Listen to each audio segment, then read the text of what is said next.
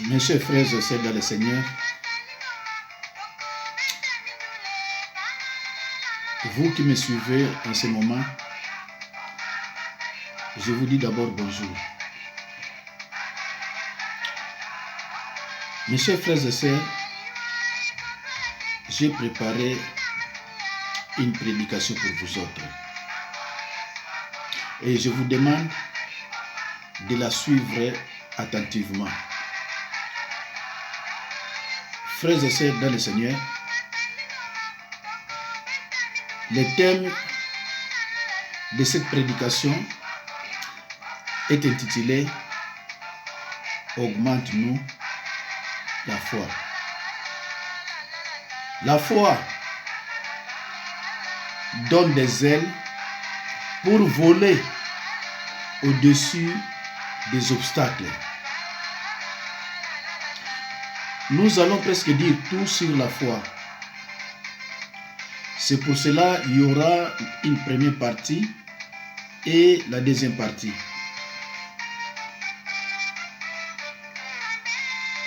Mes chers frères et sœurs dans le Seigneur, j'ai choisi, n'est-ce pas, ce passage de l'Évangile où les disciples disent à Jésus-Christ, « Seigneur, augmente-nous la foi ». Car il me semble que ça résume bien la mission de l'Église d'être un lieu où des hommes et des femmes peuvent ensemble chercher le développement de leur foi dans la réflexion, la prière et le service de l'autre.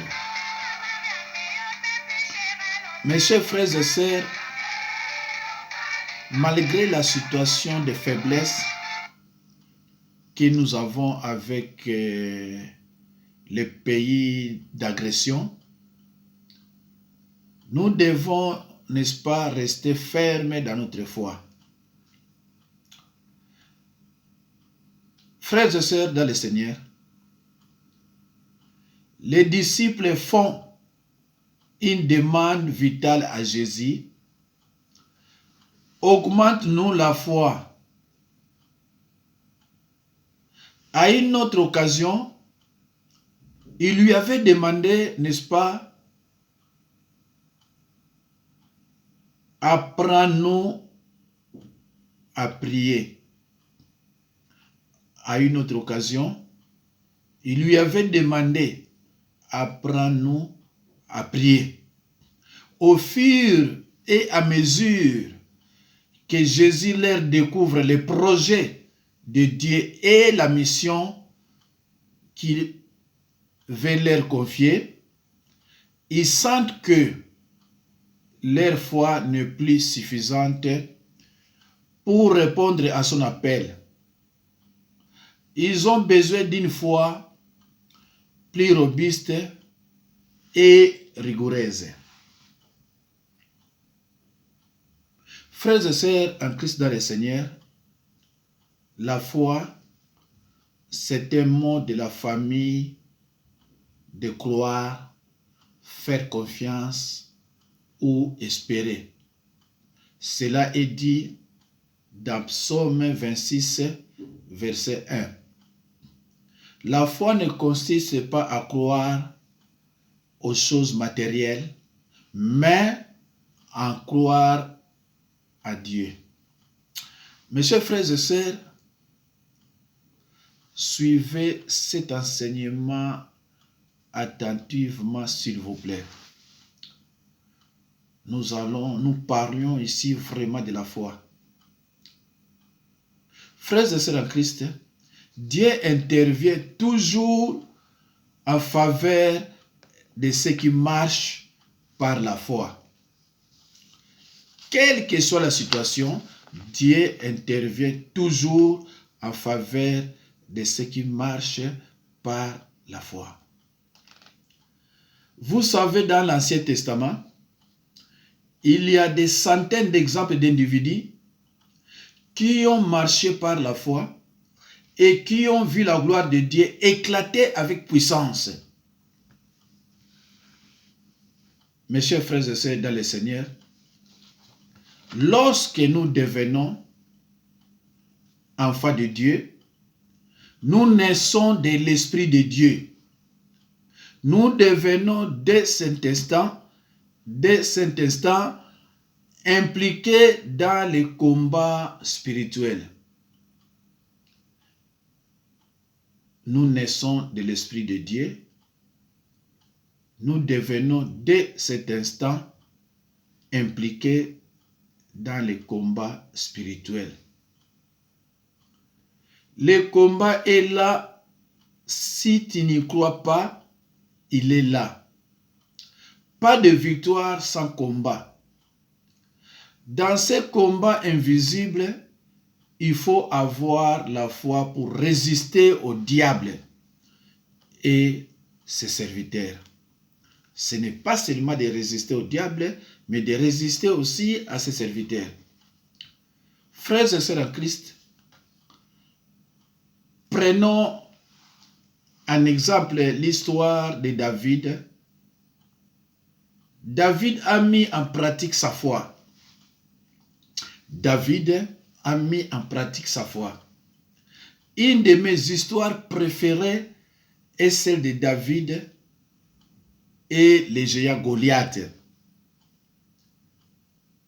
Cela est écrit dans 1 Samuel 17, 1 à 58.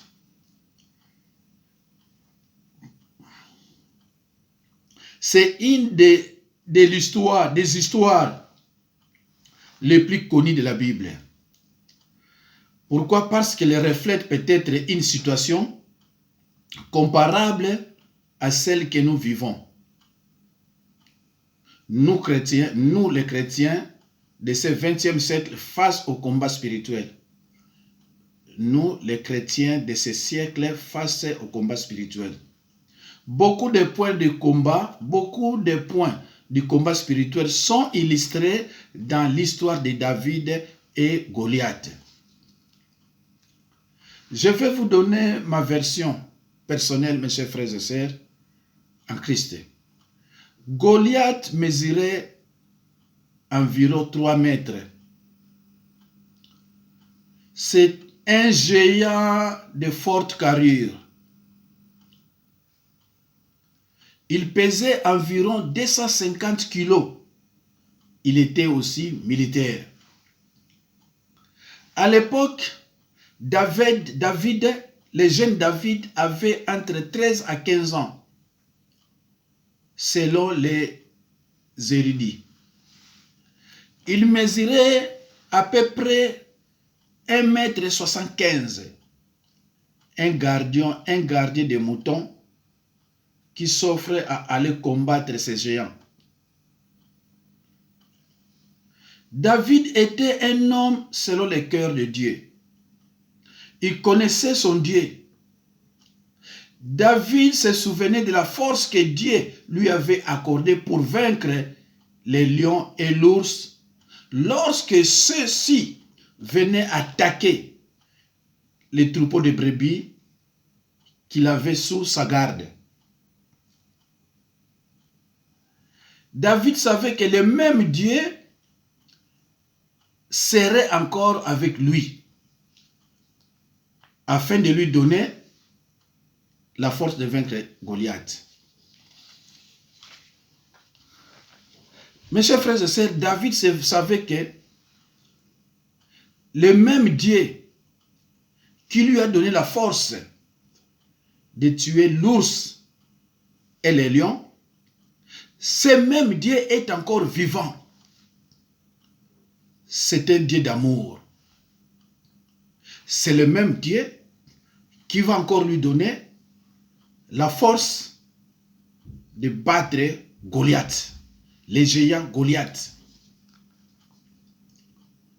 Mes chers frères et sœurs, d'une seule pierre, il se débarrassa de l'ennemi.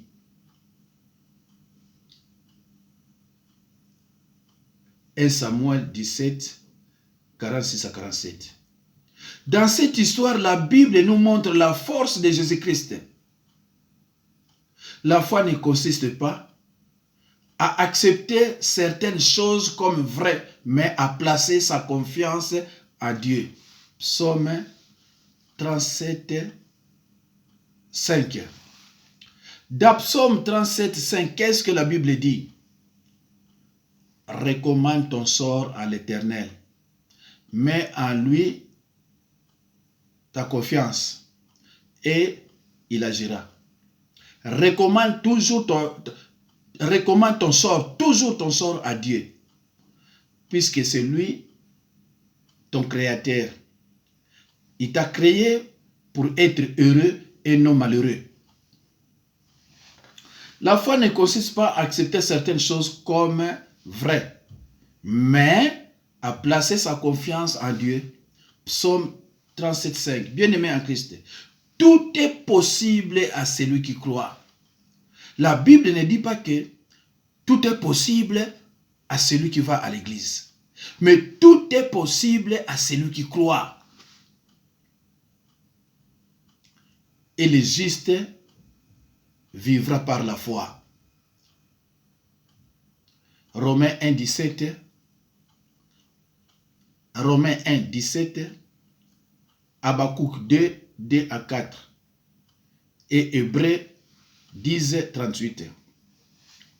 Mes chers frères et sœurs, vous êtes chez vous à la maison, il faut avoir un stylo et une feuille et essayer d'examiner les versets bibliques comme faisaient les chrétiens de Béret, pour voir si réellement ce que je suis en train de vous donner est vrai.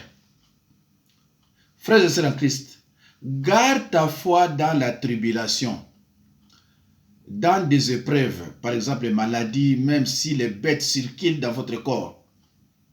Même si les bêtes circulent dans ton corps, garde toujours ta foi.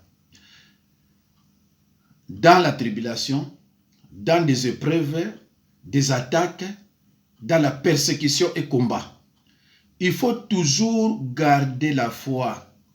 La Bible nous prévient que les adorateurs de Dieu constituent une cible privilégiée de Satan. Satan n'attaque pas des sorciers. Satan n'attaque pas des satanistes. Satan attaque les adorateurs de Dieu. La Bible nous prévient dans 1 Pierre 5, 8 que les adorateurs de Dieu constituent la cible privilégiée de Satan. 1 Pierre 5, 8. Matthieu 10, 16. Mes chers frères et sœurs, excusez-moi parce que les disciples continuent toujours à téléphoner. Je laissé le téléphone là ouvert. Mes chers frères et sœurs dans le Seigneur, lisons dans l'épître de 1 Thessaloniciens 3, 2 à 4. J'ai lu au nom de Jésus-Christ. Nous avons envoyé Timothée pour qu'il vous fortifie et vous encourage dans votre foi, afin qu'aucun de vous ne se laisse abattre par les persécutions que nous vivons. Luc 22,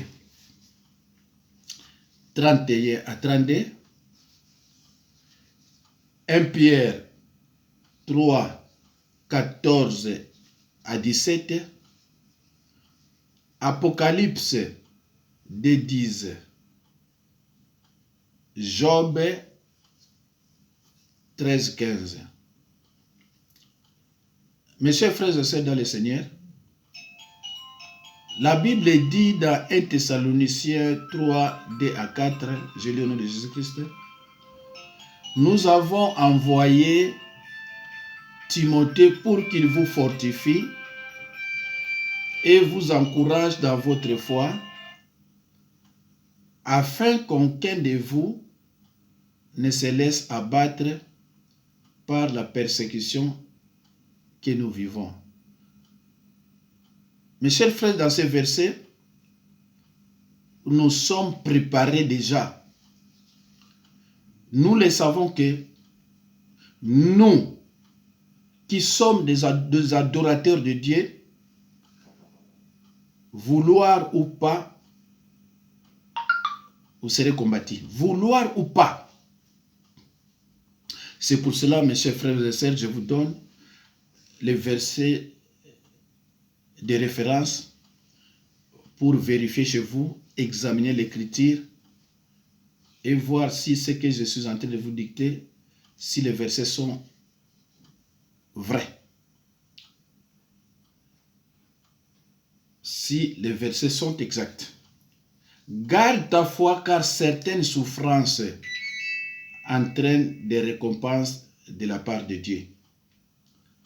Garde ta foi car certaines souffrances entraînent des récompenses de la part de Dieu.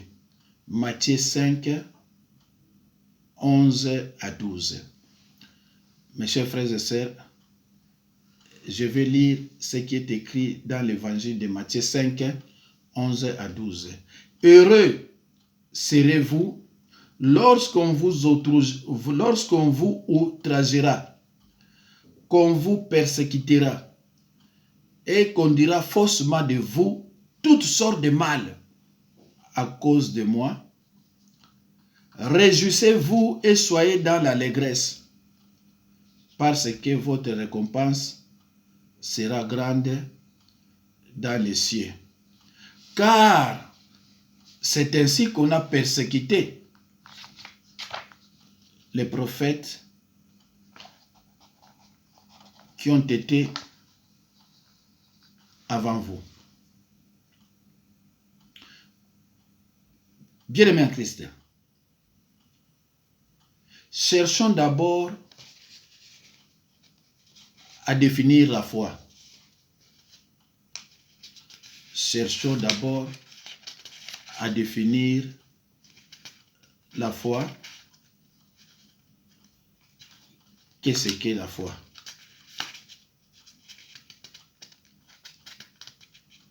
Mes chers frères et sœurs dans le Seigneur, la Bible nous enseigne dans l'Épître aux Hébreux 11, 1 que la foi est une ferme assurance des choses qu'on espère, une démonstration de celles qu'on ne voit pas. Mes chers frères et sœurs dans le Seigneur, la foi est une façon de posséder ce qu'on ne voit pas. Avec la foi, vous pouvez aussi vous tenir pour vous-même, pour la guérison de votre passé, la libération de votre présent et la transformation de votre avenir. C'est par la foi que nous reconnaissons que le monde a été formé par la parole de Dieu. En sorte que ce qu'on voit n'a pas été fait des choses visibles. Mes chers frères et sœurs, c'est par la foi que nous reconnaissons que le monde a été créé par Dieu. C'est par la foi, parce que nous, on n'a pas vu comment on a créé le monde. Mais c'est par la foi. C'est par la foi que nous acceptons Jésus-Christ comme Seigneur et Sauveur. C'est par la foi que nous acceptons sa naissance, sa mort et sa résurrection. Mes chers frères et sœurs dans le Seigneur, les apôtres ont vu Jésus-Christ. Les apôtres ont mangé avec Jésus-Christ. Les apôtres ont suivi les enseignements de Jésus-Christ. Mais nous, on ne l'a pas vu. Mais nous l'acceptons par la foi. Mais comment peut-on acquérir la foi? Voilà, mes chers frères et sœurs, comment peut-on acquérir la foi? La foi naît après la chose qu'on a entendue. Ainsi, la foi vient de ce qu'on attend. Et ce qu'on attend vient de la parole de Dieu. Romains 10, 17. Pour que notre foi soit authentique, nous devons impérativement acquérir une connaissance exacte de la parole de Dieu. Pour que notre foi soit authentique, nous devons impérativement acquérir une connaissance exacte de la parole de Dieu. Josué 1, 8. Josué 1, 8. Il n'y a pas de vraie foi sans la parole de Dieu. La foi sans la parole de Dieu n'existe pas. Frères et sœurs en Christ, la parole de Dieu est une communication divine adressée aux hommes sous forme de commandements, d'avertissements et de prophéties. Notre confiance doit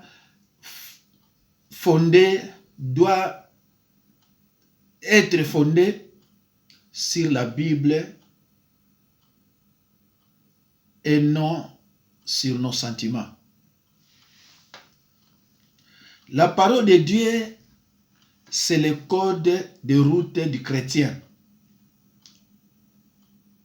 La parole de Dieu, c'est le code de route du chrétien. Jacques 1, 22. Mes chers frères et sœurs, lorsque tu suis cet enseignement chez toi à la maison, ne précipite pas. Éteins tes portables, la télé, prends ta Bible et un cahier, tu notes les versets. Un enfant de Dieu doit avoir la parole de Dieu comme fondement dans sa vie.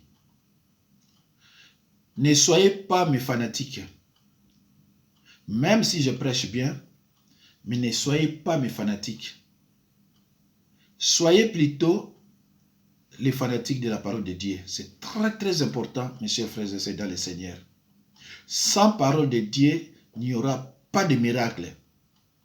Ou bien des miracles provisoires. Ou bien, des guérisons provisoires. La parole de Dieu, c'est le code de route du chrétien.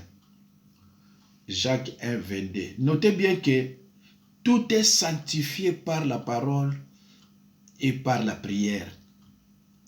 1 Timothée 4, 5.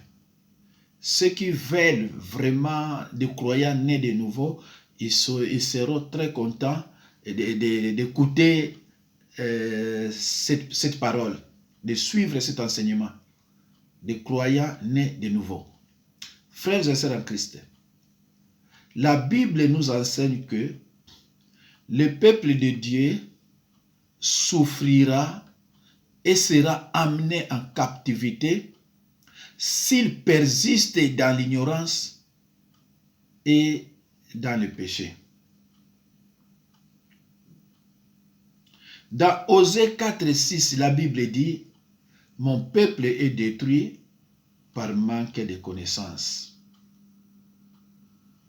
Mes chers frères et sœurs dans le Seigneur, ce verset biblique ne dit pas que mon peuple est détruit à cause des sorciers, mais uniquement par manque de connaissances. Manque de connaissances de la parole de Dieu. Si tu as les paroles, on ne peut pas jouer avec toi. Tu ne peux pas prendre l'avion pour aller contacter un sataniste en Afrique du Sud ou un sataniste à Kinshasa. Parce que tu n'as pas la parole de Dieu, mon ami, mon frère, ma soeur. Il ne faut pas passer toute la journée à la télé et regarder tout simplement qu'est-ce qui ne va pas à Kinshasa, Fayulu et les autres. Mais il faut regarder ce qui se passe chez vous. 1 heure de temps suffise. Mais la parole de Dieu, c'est la parole qui peut changer ton comportement.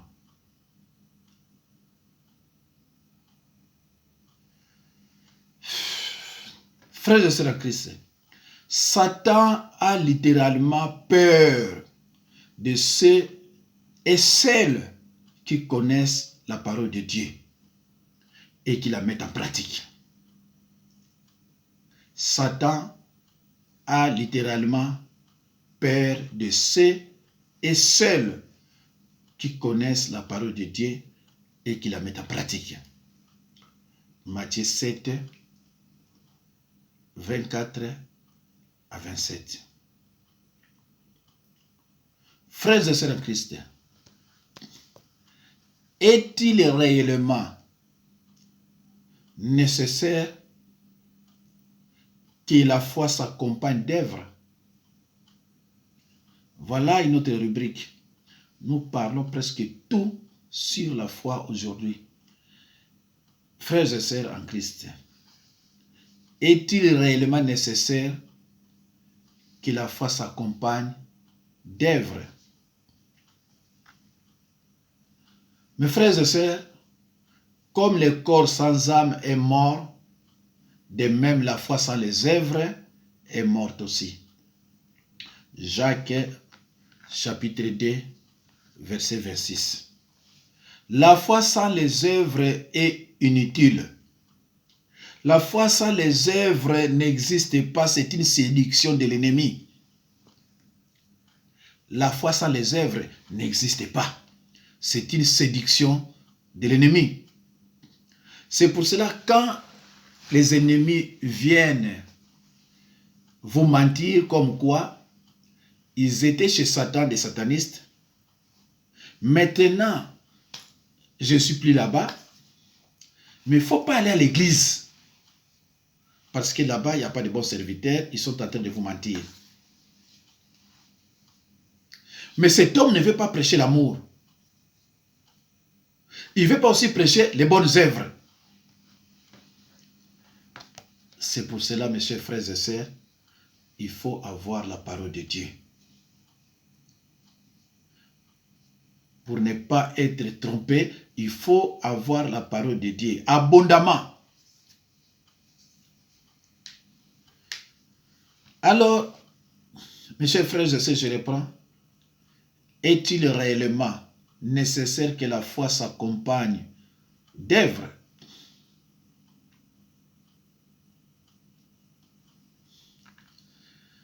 Comme le corps sans âme est mort, de même la foi sans les œuvres est morte aussi. Jacques 2, 26. La foi sans les œuvres est inutile. La foi sans les œuvres n'existe pas, c'est une séduction de l'ennemi. Apocalypse 14, 13. Apocalypse 3, 28. Jacques 2, 24. Dans 1 Timothée 6, 18, dans l'épître de 1 Timothée 6, 18, la Bible dit, recommande-leur de faire du bien, d'être riche en bonnes œuvres, d'avoir de la libéralité, de la générosité et de s'amasser ainsi pour l'avenir un trésor placé sur un fondement solide, afin de saisir la vie véritable. Galates 6, verset 4. Jacques 2, 14 à 26. Mes chers frères et sœurs, recommande-leur de faire du bien, d'être riches en bonnes œuvres. Mes chers frères et sœurs, il y a des gens qui envoient des dons dans des orphelinats. Il y a des gens qui partent à l'hôpital prier pour les malades. Il y a des gens qui sont en train d'aider le ministère de Dieu, les pasteurs, les serviteurs de Dieu. La foi sans les œuvres n'existe pas. Mais le sataniste, quand il est venu, il dit non, non, non, non, non, non, non. Il n'y a pas... Les œuvres sont interdites dans la Bible. Mes chers frères et sœurs, la foi sans les œuvres n'existe pas. Pratiquez des œuvres, s'il vous plaît. L'apôtre Paul conçoit comme un fruit de la foi. L'apôtre Paul les conçoit comme un fruit de la foi, c'est-à-dire les œuvres. Colossiens 1, 10. Mes chers frères et sœurs, prends ton temps de revoir, de relire, d'écouter cet enseignement et prends ta Bible, vérifie les versets bibliques et examine la parole de Dieu. C'est très important pour toi, ça va t'aider. Une vie sans fruit est conçue comme stérile. Une foi sans fruit est conçue comme stérile, improductive. Tite 3, 14. Tite 3, 14. Les œuvres bonnes en sont une conséquence obligatoire, un signe de notre vie nouvelle en Christ. La foi sans les actes ne peuvent sauver. La foi sans les actes ne peuvent sauver. Jacques 2, 14. Elle est morte. Jacques 1, 26. La foi sans les actes ne peuvent sauver. Jacques 2, 14. Elle est morte. Jacques 1, 26. Tite 1, 16. Matthieu 5, 16. Jean 10, 32. Actes des apôtres 9, 36. Ephésiens 2, 10. Colossiens 1, 10. 1 Timothée 2, 10. Tite 3, 1. Tite 3, 8. 1 Pierre 2, 12. Frères et sœurs en Christ, la question qu'on se pose, pourquoi beaucoup n'ont pas la foi? Voilà encore une autre rubrique sur la foi. Pourquoi la question